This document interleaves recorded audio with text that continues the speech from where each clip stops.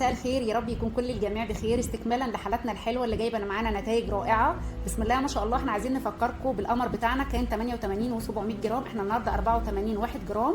كانت نسبه الدهون بتاعتنا 42 600، احنا النهارده 40 800.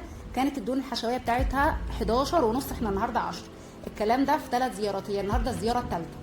الاهم بقى من دوت زي ما قلت قبل كده انه القصه مش قصه تغذيه بس او هعمل رجيم او هخس، لا القصه قصه وعي. وانا النهارده حابه اتكلم في وعي الحاله القمر اللي عندي. قولي لي بقى احنا الاسبوع اللي ما جيتهوش الاسبوع اللي فات ده عملنا ايه؟ ابهرتيني بالكلام اللي قلتيه، وقد ايه انت فهمتي اللي احنا قلناه اول مره. وانا قلت قبل كده في ناس بتفهم بس ما بتعرفش تنفذ، وانت بسم الله ما شاء الله من الحالات اللي نفذت. هي يا جماعه الاسبوع اللي فات ما جاتلناش، بس بسم الله ما شاء الله هي جايه برضو نازله. فقولي لي بقى اخبارنا ايه؟ اول حاجه انا بشكرك يا دكتور جيسي بجد حبيبتي. انا اللايف ستايل بتاعي كان يعني بايظ جدا. حياتي كلها كانت غلط في موضوع الاكل. جعانه او مش جعانه انا باكل. بحب المعجنات قوي، طول ما انا ماشيه الاقي حاجه لا اكلها. فاست فود، اشم ريحه حلوه اقوم واكلاها. حتى لو مش جعانه بس الريحه بتغريني. حاسه انه عادي، يعني ايه المشكله لما اكل من الشارع؟ زي ما بقول للحالات ساعات في ناس بيبقى مخها في بطنها. انا مخي في بطني. ايوه فعلا. انت أنا كان مخي في بطني فعلا. مركز مخك، يعني انت بتفكر ببطنك. بالظبط. مع ان انت لو فكرت، يعني انت هو لما فكرتي صح مشيتي صح ولا لا؟ فعلا. الاسبوع اللي قضيتيه لوحدك ما شاء الله اللي احنا قلناه منفذاه. انا اول لما جيت الدكتور يعني فهمتني الدنيا ماشيه ازاي، انا بروتين كام، المفروض العظم يبقى في الجسم قد ايه، المفروض ان انا اكل قد ايه، كل الحاجات دي كلها. وانا بصراحه كان اول مره في حياتي افهم طبيعه جسمي اصلا صحيح بتمشي ازاي. صحيح. وده بصراحه ساعدني ان انا يبقى عندي اراده، وان انا لا المفروض ان انا فعلا اكون احسن. بعد ما اخدت النظام في اسبوع كان عندي فيه ظرف وما جيتش، لقيت نفسي مش حابه ان انا اكل حاجات من بره. لقيت نفسي ده بقى انا اتعلمت ازاي اكون احسن من نفسي كده. يعني برافو عليك. ما امشي اكل اي حاجه، بقيت مثلا لما اجوع اقول لا اكيد انا مثلا ممكن اكون محتاجه اشرب ميه. صح، برافو عليك. اروح اشرب ميه، احس فعلا ان انا هديت تمام. كريفنج هدي. برافو عليك. احس ان انا مخي بدا اللي هو لا خلاص تمام، انت مش جعانه، انت كنت بس محتاجه تشربي ميه. صح. ساعات نفسي قوي تروح السكريات، فاقوم رايحه اكل تفاحه. برافو. احس ان انا جسمي بقى احسن. صح. احس ان السعرات ما بقتش كتير، ممكن تكون حتى لو مش هو ده وقتها او ايا كان، بس انا خلاص مش قادره اعمل فن حاجة حلوة. الاختيار بالظبط. مهم جدا. يعني انا لو اتحطيت في موقف يبقى عندي حاجه اسمها فن الاختيار، اختار اللي ما يتعبنيش قوي. بالظبط. يعني انت ممكن كان عندك اختيار مثلا لكوبايه عصير، لا انت اخترتي اختيار الاحسن. بالظبط. برافو وانا عليك. في الصيف يعني انا كنت عاشقه للعصاير، انا بقيت اعمل عصير لا وما اشربوش. ودي برافو عليك. يعني لا اقول لي السكر اللي في الحاجه دي ممكن اكل تفاحيه، ممكن صحيح. فراوله. حتى لو بقيت اعمل عصير، بقيت اعمل عصير وما احطلوش سكر، بقيت برافو اشربه عليك. عادي. لا بصراحه انا فرق جدا جدا جدا. وانا مبسوطه بنفسي لان انا كنت بعاني من قولون حاد جدا، دايما بطني منتفخه وجعاني. المعده عندي كانت من كتر الالم، انا ساعات ما كنتش ببقى قادره اقعد من كتر الم المعده. بطني ما كانتش افضل حاجه وكنت متضايقه. الشيب بتاع جسمي كل ده بصراحه ان انا حاسه بقيت اخف، نفسي احسن. الشيب بتاع البطن بتاعي بقى افضل. بقيت اخف.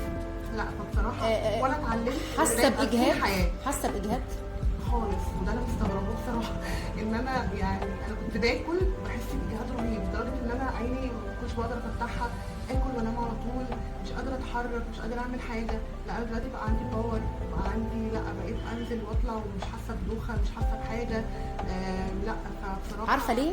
عشان كل العناصر الغذائيه اللي جسمك كان محتاجها انت خدتيها. بالظبط. انت كنتي مفتقره العناصر الغذائيه، انت بتاخدي سعرات بس. بالظبط فعلا. حاجات مالهاش اي علاقه باي وقت ولا ليها اي زمان ولا ليها اي مكان، انما انت كده مشيتي صح. وانا النهارده انت من الحالات اللي بسطاني جدا، وهي دي حالاتي اللي انا دايما بسعى ان هي تسعى ان هي تفكر صح. ومخك ما يبقاش في بطنك طول حياتك.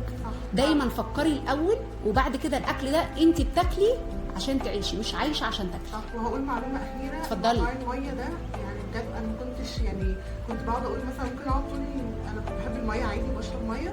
بس الدكتور قالت لي في اول مره ان احنا ممكن نشرب ميه برافو عليك. مثلا بعد ما بروح انا ما شربتش طول النهار، بس بعد ما فبتعوضها بالليل، ده مش صح. اخدت مثلا 3 4 5 لتر، بس الوقت اللي احنا ما خدناش الميه ده ما استفادش من الجسم. برافو عليكي، ما هو جسمك ليه احتياجه، انت ما انا اديتيهولوش. بفتكر لا انا شربت، طب انا شربت كتير في اليوم، شاطرة لاني جدا. بشرب غلط. صح، فطلعت برافو إن عليكي. انا بقيت لا لازم قبل الاكل لازم كل شويه افكر نفسي ان انا اشرب ميه برافو طول عليكي. اليوم، لانه ده بيفرق جدا بصراحه معايا. بشرتك اختلفت تماما، بشرتك نشاطك اختلفت. اختلف كذا تماما. حد قال لي انت برافو. عملتي حاجه في وشك او بتاع، بقول لهم لا والله انا يعني تمام، فبرضه يعني مع ان المفروض في معتاد بتاعنا انه الناس لما بتخش تغذيه او تعمل رجيم هي وشها بيتغير. أيوة لا فعلا. احنا اتغيرنا للاحلى عشان عشان حضرتك يا الله دكتورة. يسعدك، لا عشان احنا ماشيين صح. وانا قلت، بس انا زي ما قلت لك في ناس بتقول بس ما بتعرفش تنفذ، فانتي نفذتي صح وانتي هايله. النهارده يومك فيه مسج كتير جدا انا حباها قوي وحابه ان هي تظهر للناس. احنا كنا بنتكلم عادي، لقيتها ما شاء الله بتقول كلام حلو الناس محتاجه تسمعه، لانه انت فعلا محتاج جسمك يفهم، محتاج ان انت ما تديروش صدمات، لانه يعني كفايه عليه صدمات الحياه. هي الدكتوره قالت لي انا مش دكتوره دايت، برافو. انا استشاري تغذيه وافتخر. صح. وانا بفتخر ان هي فعلا ان انا جيت لحد استشاري تغذيه، ان هو مش مجرد بخرج بيكتب لي ورقه ويلا اتفضلي اعملي اللي انت عايزاه، لا هي قالت لي احنا عايزين يبقى ده اللايف ستايل بتاعنا. برافو عليكي، برافو عليكي. وانا اتعلمت، ودي حاجه يعني حتى بحاول انشرها لماما برافو عليكي. الوعي التغذوي، احنا مش رايحين لدكتور دايت. الدكتور الدايت هديكي ورقه تخسي بقى من عظمك من عضلاتك من جسمك، ملوش علاقه. وده عن تجربه ناس صحابي فعلا كتير كتير، وشكلك بيتغير. انت قلتي لي قبل كده انا وصلت 79 كان شكلي مش حلو. انت النهارده ما شاء الله تبارك الله، لا انت حلويتي عشان دخلتي العناصر الغذائيه اللي كان جسمك مفتقرها. فهو ده فرق بين دكتور الدايت ودكتور التغذيه. دكتور التغذيه بيعلمك تمشي تغذيه، فبالتالي وحد ماشي تغذيه وبيشرب ميته كويس جدا طبيعي ان هو يحس كل الاحاسيس اللي انت حسيتيها دي. وانا مبسوطه بيكي وحقيقي منبهره حبيبتي. لا ده حقيقي، والحمد لله زي ما قلت احنا مميزين في الحته دي ان احنا بنعلم الناس تغذيه. الفكره كلها مش دايت، الفكره كلها ان يبقى اسلوب حياه تحافظي على اللي احنا عملناه ده فيما بعد. انا سعيده بيكي حقيقي، وسعيده بحالاتي، وسعيده بالنتائج اللي احنا وصلنا لها الحمد لله اللهم بارك. ودايما بقول الصحه تاج على رؤوس الاصحاء، دمتم اصحاء هتتحاسبوا على صحتكم اللي عمالين تهدروها دي. حافظوا على صحتكم، وقت ما هتلاقي نفسك صحتك كويسه هتبقى سعيد، لان السعاده بتيجي من الصحه. اتمنى لك التوفيق عروستي الجميله اللي فرحها الشهر الجاي. ربنا يسعدك، اجمل عروسه في الدنيا، ربنا يسعد ايامك يا رب. شكرا.